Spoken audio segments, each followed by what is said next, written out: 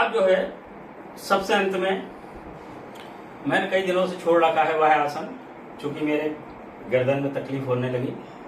नहीं तो मैं पिछले 55 साल से कर रहा हूं शीर्षासन। शीर्षासन आसनों का राजा होता है। उससे आपका यौवन प्राप्त होता है, आपके जो है हृदय में मस्तिष्क में अतिरिक्त रक्त जाता है और आपके बाल सफेद नहीं होते हैं, आपको ताजगी रहती है, आपके पूरे शरीर की मसाज हो जाती है। और अद्भुत आसन है, सबसे महत्वपूर्ण आसन है। बड़े बड़े योगी लोग शीर्षासन को 3 घंटे तक लगातार करते हैं, और जो व्यक्ति लगातार 3 घंटे तक शीर्षासन करता है वह व्यक्ति विश्व विजयी माना जाता है।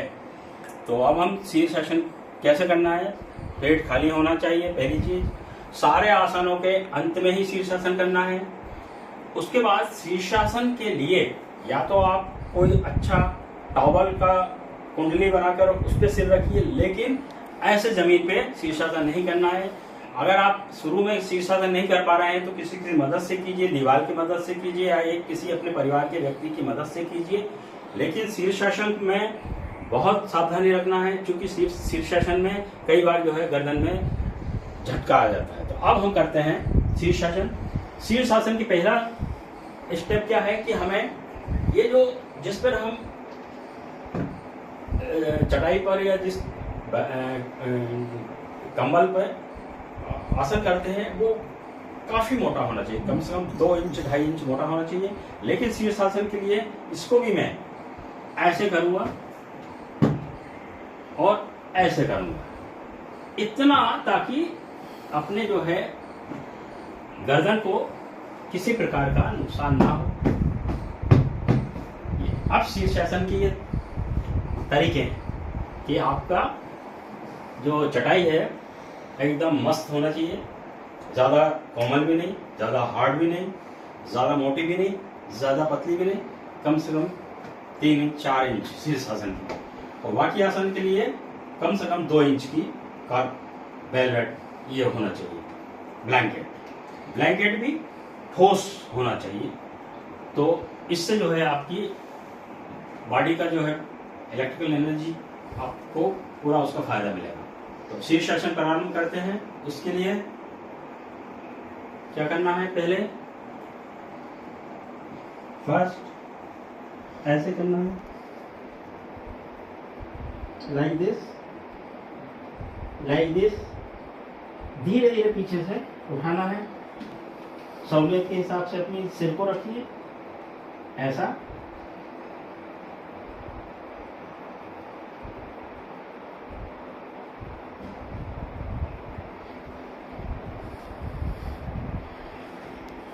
सीधा हिलना डुलना नहीं है।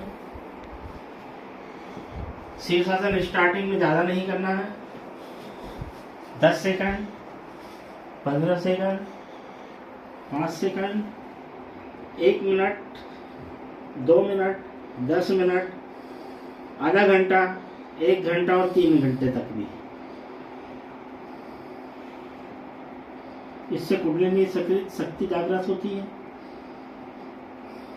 ऐसे हमें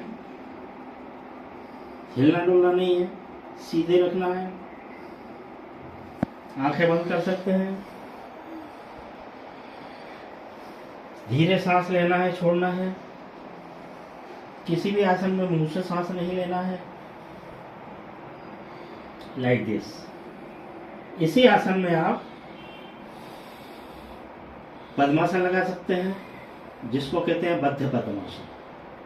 व्हाट इज द बद्ध पद्मासन? इसी स्थिति में आप पैरों को मोड़िए।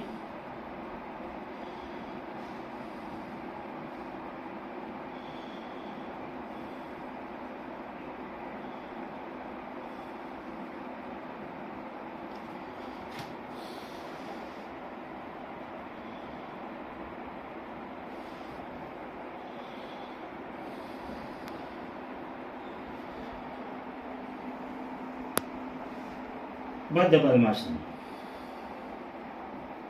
फिर वापिस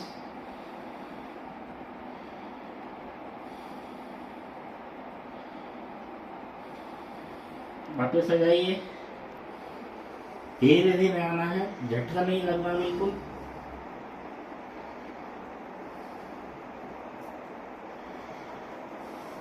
झटका नहीं लगना है।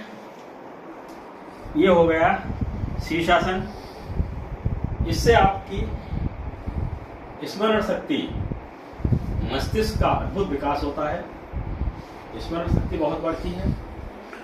और जब ये आसन हो जाए तो सबसे अंत में कम से कम 12 मिनट या 15 मिनट शीर्षासन के बाद शवासन करना कंपलसरी है मेरे दोस्तों।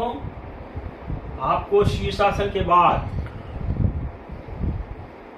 शवासन करना ही पड़ेगा, ताकि शक्ति जो शीर्षासन में जो आपको थकान हुई है, शीर्षासन करने से जो आपको किसी प्रकार से कहीं कोई झटका लगा है या कहीं थोड़ा पेन हो रहा है, तो कम से कम 12 मिनट आपको शीर्षासन के बाद शवासन करना है। और इसी भावना के साथ सभी लोगों को मेरी ओर से बहुत बहुत बधाई। और आज हम एपिसोड का यहीं पर अंत करते हैं। नमस्कार।